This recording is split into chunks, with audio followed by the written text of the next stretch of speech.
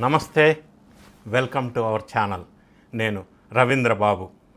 ప్రపంచం మొత్తం ఈరోజు చర్చించుకుంటున్నటువంటి అంశం ఫోకస్ పాయింట్ ఆర్టిఫిషియల్ ఇంటెలిజెన్స్ చుట్టూ తిరుగుతూ ఉంది.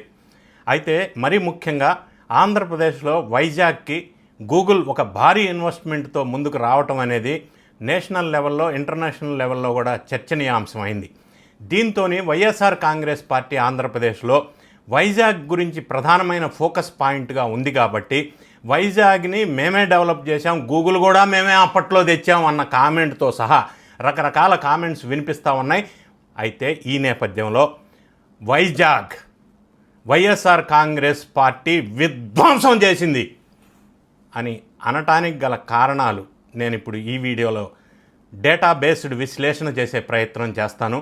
వీడియో చివరి వరకు స్కిప్ చేయకుండా చూడండి. నచ్చినట్టయితే లైక్ బటన్ నొక్కండి, మీ ఫ్రెండ్స్కి షేర్ చేయండి. వైజాగ్ని ఎవరు డెవలప్ చేశారు, ఎవరు విధ్వంసం చేశారు అన్న విషయాలని నిష్పక్షపాతంగా మనం విశ్లేషణ చేయవలసి వస్తే, వైజాగ్లో గూగుల్ అనేది భారీ ఫారిన్ డైరెక్ట్ ఇన్వెస్ట్మెంట్ భారతదేశ చరిత్రలో, మరి ముఖ్యంగా 1,33,000 కోట్ల పెట్టుబడితో 1,88,000 మంది ఉద్యోగ అవకాశాలకి కల్పించే విధంగా Google AI hub data centre రావటం, దానికి సపోర్టింగ్గా చాలా ఐటీ కంపెనీస్ వచ్చే అవకాశం ఉంది. వైజాగ్ రూపురేఖలు మారిపోయే అవకాశం స్పష్టంగా కనిపిస్తూ ఉంది. ఇది కూటమి ఒక చారిత్రాత్మకమైన విజయంగా భావిస్తున్న తరుణంలో, మరి వైఎస్ఆర్ కాంగ్రెస్ పార్టీ పరిపాలించిన గతంలో 5 సంవత్సరాల కాలంలో వైజాగ్ని విధ్వంసం చేశారు. వికాసం వైపు తీసుకు వెళ్ళలేదు. ఎందుకు అనేది మనం ప్రధానంగా విశ్లేషణ చేసి దానికి గల కారణాలేంటి, మరి ఈ విధంగా అనటానికి గల కీలకమైన ఆధారాలేంటి అనేది మీ ముందు పెట్టే ప్రయత్నం చేస్తాను. మీరే డిసైడ్ చేయండి వైజాగ్ని ఎవరు విధ్వంసం చేశారో ఈ కీలకమైన ఆధారాల వల్ల. అయితే ఎందుకు విధ్వంసం చేశారు అనేది మనం ప్రధానంగా ఎనలైజ్ చేయవలసి వస్తే, మరీ ముఖ్యంగా మరి వైఎస్ఆర్ కాంగ్రెస్ పార్టీ అధ్యక్షులు జగన్ రెడ్డి గారి మదర్ తల్లి విజయమ్మ గారు అక్కడ వైజాగ్లో ఓడిపోవటం అనేది ప్రధానంగా వైజాగ్ మీద వైఎస్ఆర్ కాంగ్రెస్ పార్టీ కక్షగట్టిందా అన్న అనుమానం ఒకటైతే, వాళ్ళు పరిపాలించిన కాలంలో ఇన్వెస్ట్మెంట్స్ వస్తే వాటిని వెనక్కి పంపించే ప్రయత్నం చేసిన సందర్భం కూడా మనం చూసాం. అది ఫర్ ఎగ్జాంపుల్ చెప్పవలసి వస్తే, లులు మాల్ భారీ ఇన్వెస్ట్మెంట్తో ముందుకు వస్తే వాళ్ళని రానివ్వకుండా తరిమేశారు, అడ్డుకున్నారు అనేది వాస్తవం. అది టీడీపీ హయాంలో అగ్రిమెంట్ చేసుకుంటే ల్యాండ్ అలాట్మెంట్ కూడా జరిగితే దాన్ని రాకుండా వెళ్ళగొట్టిన నేపథ్యం మనం చూసాం. అదేవిధంగా ఫ్రాంక్లిన్ టెంప్లేటన్ అనే సంస్థ ఒకదాన్ని వెళ్ళగొట్టే ప్రయత్నం చేశారు. చాలా ఐటీ కంపెనీస్ని వైజాగ్ రాకుండా కూడా తరిమేసే ప్రయత్నం గతంలో వైఎస్ఆర్ కాంగ్రెస్ పార్టీ వాళ్ళు చేశారు. మరి వైఎస్ఆర్ కాంగ్రెస్ పార్టీ అధికారంలో ఉన్నప్పుడు వైజాగ్ స్టీల్ ప్లాంట్ ప్రైవేటైజేషన్ అనే నిర్ణయం అప్పట్లో కేంద్ర ప్రభుత్వం వారు తీసుకున్నారు అంటే అప్పుడు రాష్ట్రంలో ఉన్న వైఎస్ఆర్ కాంగ్రెస్ పార్టీ కారణం కాదా? ఈరోజు నీతి కబుర్లు చెప్తా ఉన్నారు. ఎవరి ప్రభుత్వం ఉన్నప్పుడు ఆ నిర్ణయం తీసుకున్నారు, దానికి కారణం ఎవరు అనేది మనందరికీ తెలుసు. మరి మెడికల్ కాలేజీ కట్టడానికి 500 కోట్లు ఖర్చు అవుతుంది, కట్టలేదు వైఎస్ఆర్ కాంగ్రెస్ పార్టీ. అదేవిధంగా రిషికొండని పర్యావరణ నిబంధనలకు వ్యతిరేకంగా 500 కోట్లతో కట్టేసి ప్రజాధనాన్ని దుర్వినియోగం చేసిన సంఘటన కూడా మనం వెలుగులోకి చూసాం. వీటి కారణాల వల్ల వైజాగ్ ఈ విధంగా వైఎస్ఆర్ కాంగ్రెస్ పార్టీలో విధ్వంసానికి గురి అయిన సంఘటనలు ఎగ్జాంపుల్స్ మనం ఒకసారి పరిశీలిద్దాం. గవర్నమెంట్ పాలిటెక్నిక్ కాలేజ్ వైజాగ్లో ఉంటే దాంట్లో 24 ఎకరాలు ప్రభుత్వ స్థలం ఉంటే దాన్ని తాకట్టు పెట్టి 359 కోట్లు తీసుకొచ్చారు. అంటే ప్రభుత్వ స్థలాలు, గవర్నమెంట్ ఆఫీసుకు సంబంధించిన స్థలాలు చాలా వరకు ప్రభుత్వం తాకట్టులో పెట్టి వైఎస్ఆర్ కాంగ్రెస్ పార్టీ అధికారంలో ఉన్నప్పుడు రకరకాల విధాలుగా అప్పులు తీసుకొచ్చి ఆ అప్పులన్నిటిని కూడా దుర్వినియోగం చేశారు. అంటే క్యాపిటల్ ఎక్స్పెండిచర్ ద్వారా ఇన్వెస్ట్మెంట్ చేసి రాష్ట్రాన్ని అభివృద్ధి చేయకుండా, దాని ఉపయోగం ఫ్రూట్ఫుల్గా యూటిలైజ్ చేయటం వల్ల వైజాగ్ అనేది డెవలప్ కాకుండా పోయింది అనేది ప్రధానమైన నేను చెప్తున్నటువంటి విశ్లేషణ. ఇంకో విషయం మనం చూసినట్టయితే వైజాగ్ డైరీ ఫామ్ అనేది ఒకటి ఉంది, ప్రభుత్వ రంగ సంస్థ. దానికి 30 ఎకరాల స్థలం ఉంటే దాన్ని తాకట్టు పెట్టి 309 కోట్లు అప్పు తీసుకొచ్చారు. ఇంకొక అంశం, గవర్నమెంట్ ఐటీఐ కాలేజీలో 17 ఎకరాల స్థలం ఉంటే దాన్ని తాకట్టు పెట్టి 270 కోట్లు అప్పు తీసుకొచ్చారు. మరి అదేవిధంగా పోలీస్ క్వార్టర్స్ ఉంటే దాంట్లో 9 ఎకరాల స్థలం ఉంటే దాన్ని తాకట్టు పెట్టి 215 కోట్లు అప్పు తీసుకొచ్చారు. Training and production centre for disabled welfare అనే ఒక సంస్థకి సంబంధించిన 12 ఎకరాల స్థలాన్ని తాకట్టు పెట్టి వైజాగ్లో 157 కోట్లు అప్పు తీసుకొచ్చారు. అదేవిధంగా water resource department executive engineer బంగ్లా ఒకటి ఉంటే అందులో 10 ఎకరాల స్థలాన్ని తాకట్టు పెట్టి 2003 కోట్లు అప్పు తీసుకొచ్చారు. R&B క్వార్టర్స్ 3 ఎకరాల స్థలాన్ని తాకట్టు పెట్టి 99 కోట్లు అప్పు తీసుకొచ్చారు. సర్క్యూట్ హౌస్ని తాకట్టు పెట్టి 3 ఎకరాల స్థలాన్ని 81 కోట్లు అప్పు తీసుకొచ్చారు.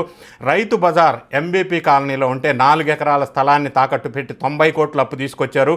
పీడబ్ల్యూడి ఆఫీస్ ఒకటి ఉంటే 4 ఎకరాల స్థలాన్ని తాకట్టు పెట్టి 79 కోట్లు అప్పు తీసుకొచ్చారు.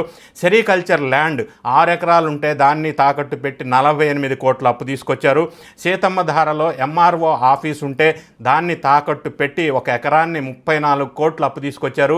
ఈ రకంగా ప్రభుత్వ స్థలాలని తాకట్టు పెట్టి కోట్లాది రూపాయల అప్పులు తీసుకొచ్చి దాన్ని ఫ్రూట్ఫుల్గా క్యాపిటల్ ఎక్స్పెండిచర్గా ఇన్వెస్ట్ చేసి రాష్ట్ర అభివృద్ధికి ఉపయోగపడే విధంగా ఇన్వెస్ట్మెంట్ చేయకపోవడం వల్ల వైజాగ్ అభివృద్ధి చెందలేదు, రాష్ట్రం కూడా అభివృద్ధి చెందలేదు.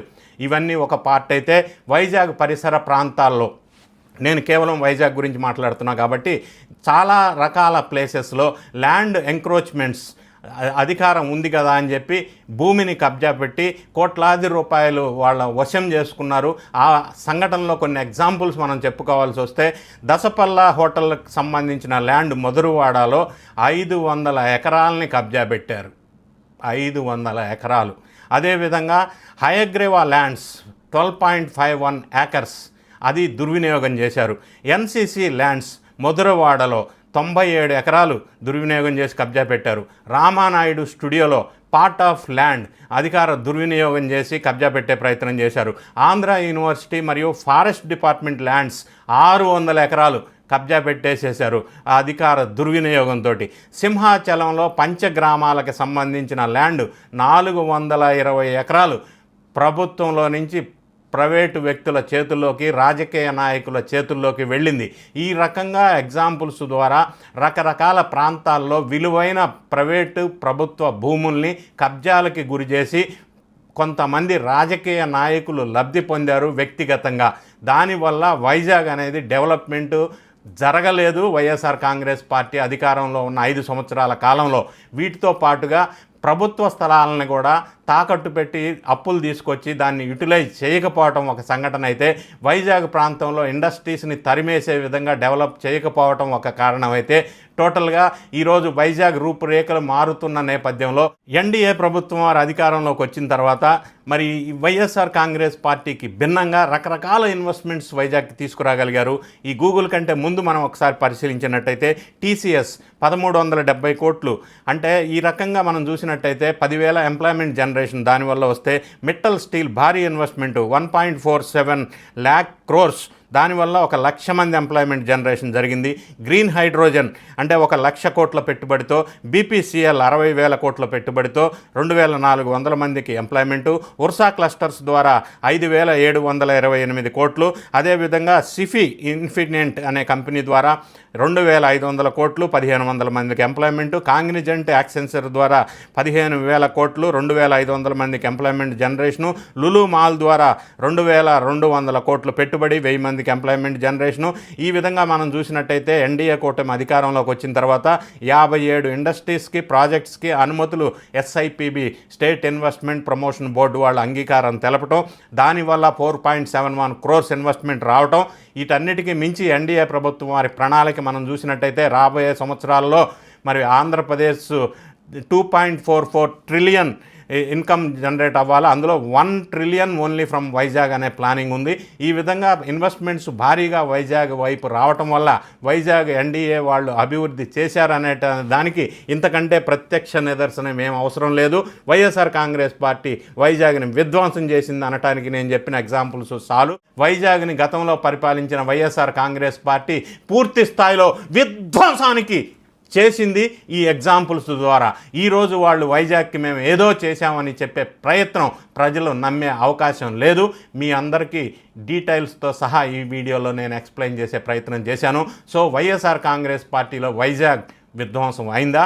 మరి ఎన్డీఏ కూటమి ప్రభుత్వంలో వైజాగ్ చారిత్రాత్మకంగా ఎవరు ఊహించని విధంగా అభివృద్ధి వైపు అడుగులు పడుతున్నాయా అనేది మీరే ఈ వీడియో చూసిన తర్వాత విశ్లేషణ చేసుకొని నిర్ణయం తీసుకోండి. వీడియో నచ్చినట్టయితే లైక్ చేయండి, మీ ఫ్రెండ్స్కి షేర్ చేయండి. Thank you so much for watching.